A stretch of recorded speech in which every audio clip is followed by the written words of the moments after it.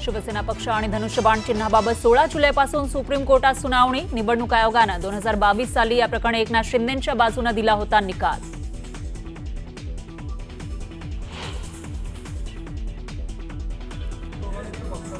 कोणाचा मला माहित नाही, कोण गोगावले पण ओळखत नमस्कार। कोण गोगावले मी ओळखत नाही, गोगावलेंनी केलेल्या वक्तव्यावरून नारायण राणेंची प्रतिक्रिया।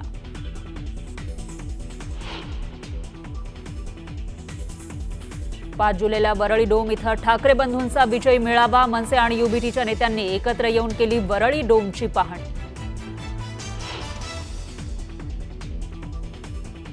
सोयाबीन खरेदीतील गैरव्यवहार प्रकरणावर विधानसभेत गदारोळ। सर्वपक्षीय आमदारांकडून प्रश्न उपस्थित। खरेदी केंद्रामध्ये वाढ करण्याची एकमुखी मागणी।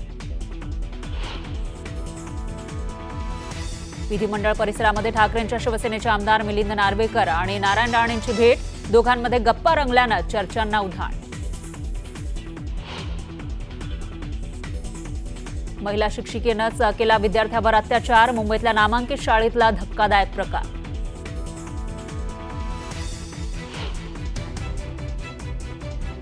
आम्ही न देता सजेशन फॉर ऍक्शन म्हणजे काय? हे द्विअर्थी जागं दादा कोंडकेचं उत्तर आहे का हे? सभागृहात संजय राठोड आणि मुनगंटीवार यांच्यामध्ये जुंपली। जलसंधारण विभागाच्या कारभारावरून संतापले मुनगंटीवार।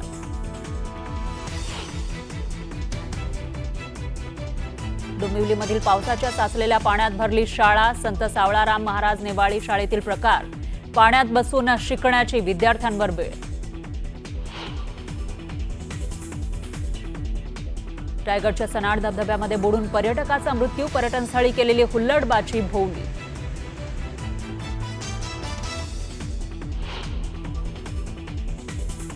भारत आणि इंग्लंड दरम्यान आजपासून एजबॅस्टन इथं खेळला जाणार दुसरा कसोटी सामना।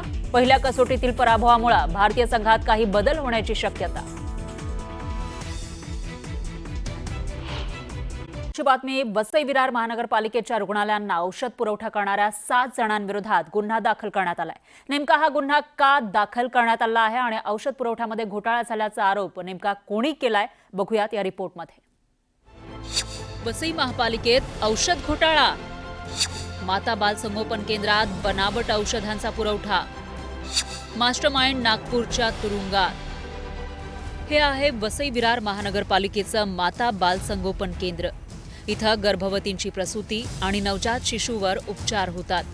मात्र महापालिकेचे औषध पुरवठा करणारे ठेकेदार बालकांच्या जीवावर उठलेत। वसई विरार महापालिकेच्या ठेकेदारांकडून माता बाल संगोपन केंद्रात बनावट औषधांचा पुरवठा केला जात असल्याची धक्कादायक माहिती समोर आली आहे। अन्न आणि औषध प्रशासनाच्या धाडीत हा प्रकार उघडकीस आला। या प्रकरणी 7 जणांवर गुन्हा दाखल करण्यात आलाय।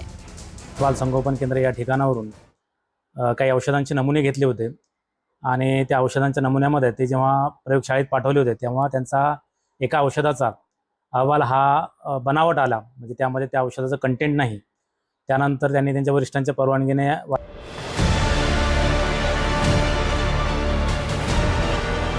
अनिश शेख हा वसई विरार महानगरपालिकेला औषध पुरवठा करत होता, तर या घोटाळ्याचा मास्टरमाइंड विजय शैलेंद्र चौधरी नागपूरच्या तुरुंगात हवा खातोय। अनिश शेख हा बहुजन विकास आघाडी या राजकीय पक्षाशी संबंधित असल्याचा आरोप भाजप आमदारानं केलाय। तसंच या प्रकरणी फक्त ठेकेदारावर कारवाई नको तर महापालिकेतील काही अधिकाऱ्यांचा या भ्रष्टाचारामध्ये हात आहे का असा सवालही उपस्थित केला। या रॅकेटमधला या सगळ्या बनावटी औषधांच्या प्रकरणामधला मुख्य आरोपी अनिश शेख हा बहुजन विकास आघाडीचा कार्यकर्ता आहे। त्यामुळे या प्रकरणाची सखोल चौकशी होणं गरजेचं आहे, कारण इतके वर्ष एकाच पक्षाची सत्ता या महानगरपालिकेमध्ये होती। यांना कॉन्ट्रॅक्ट यांच्या कार्यकर्त्यांना मिळाले कसे? ह्याच्या मागचा मास्टरमाइंड कोण? म्हणजे महानगरपालिकेचे अधिकारी याच्यात असतील। मला वाटतं आरोग्य खातं जे आहे त्याच्याकडे पण पोलिसांचं लक्ष गेलं पाहिजे। आणि माझा तर आरोप आहे महानगरपालिकेच्या अधिकाऱ्यांवरती, जे आरोग्य विभागाचे अधिकारी आहेत त्यांचा सुद्धा याच्यात हात असू शकतो। त्याबद्दल मला असं वाटत नाही की आमच्या पालिकेतले कुठलेही कर्मचारी ह्याच्यामध्ये इन्व्हॉल्व असू शकतील, कारण जे टेंडरमध्ये असलेली प्रोव्हिजन जी आम्हाला हवी आहे ते सर्व डॉक्युमेंट्स चेक केल्यानंतरच आम्ही घेतलेले होते। एफडीएने जसं आम्हाला कळवलं त्यानुसार आम्ही त्वरित आपली कारवाई केलेली आहे। त्या प्रकारचा कुठलाही माल आमच्याकडे त्यावेळेला अवेलेबल नव्हता अशा कुठल्याही कंपनीचा। माता बाल संगोपन केंद्राला बनावट औषधांचा पुरवठा करून रुग्णांच्या जीवाशी खेळ सुरू होता।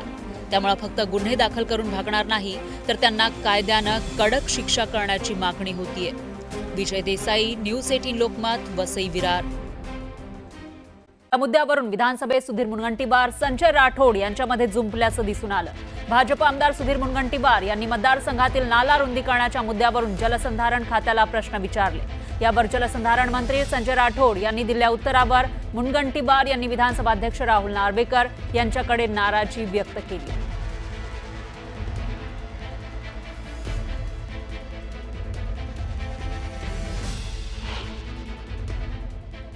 दरवेळेस पावसामुळे या लोकवस्तीमध्ये पाणी जात होतं आणि स्थानिक लोकप्रतिनिधींनी मागणी केल्यामुळे या पूर संरक्षण भिंतीचं काम जिल्हा नियोजन समितीमधून घेण्यात आलं होतं.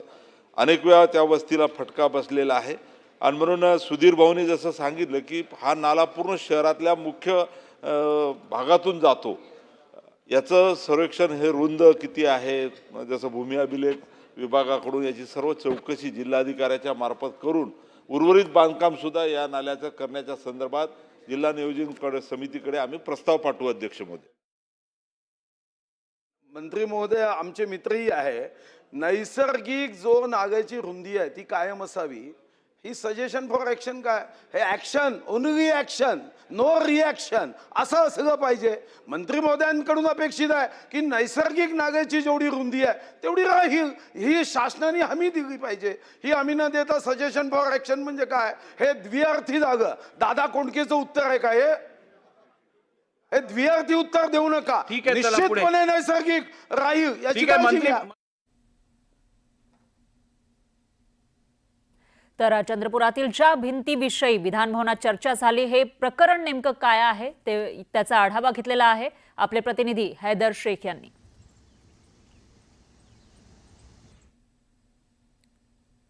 विधिमंडळात आज 10 मिनिटं चर्चा झाली त्या एका भिंतीवर. ही भिंत ती आहे जी पूर संरक्षणासाठी बनवली गेली होती आणि झोपडपट्टी भागात आहे आणि तो पूर त्या झोपडपट्टी भागात येऊ नये म्हणून भिंत तयार करण्यात आलेली असं सांगण्यात आलं. परंतु ही भिंत फक्त एका बाजूने तयार करण्यात आलेली आहे, दुसरी बाजू आताही तयार झालेली नाही. यासोबतच 1 कोटी खर्च केले गेले या भिंतीसाठी. ती भिंतीच्या समोर महत्त्वाचं म्हणजे एक आलिशान बंगलो आहे. हा बंगलो किशोर जोरगेवार आमदार आहेत चंद्रपूरचे आणि त्यांचे जवळचे मित्र आहेत, त्यांचा हा बंगला आहे आणि तीच जवळपास ही भिंत त्या संरक्षणासाठी बनवली गेलेली असे चर्चा सध्या चंद्रपूर शहरात होत आहे. आणि तीच चर्चा आज विधिमंडळात झाली.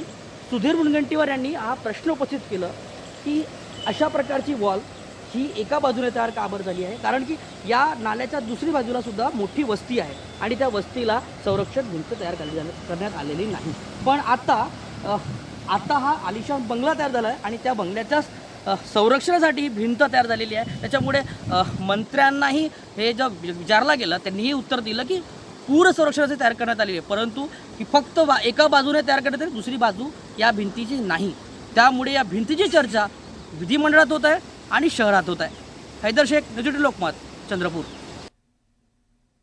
तर या मुद्द्यावरून विजय वडेट्टीवार यांनीही आरोप केलाय. जी संरक्षण भिंत बांधली त्या बाजूला श्रीमंतांची 2 घरं आहेत फक्त. जरा माहिती घ्या.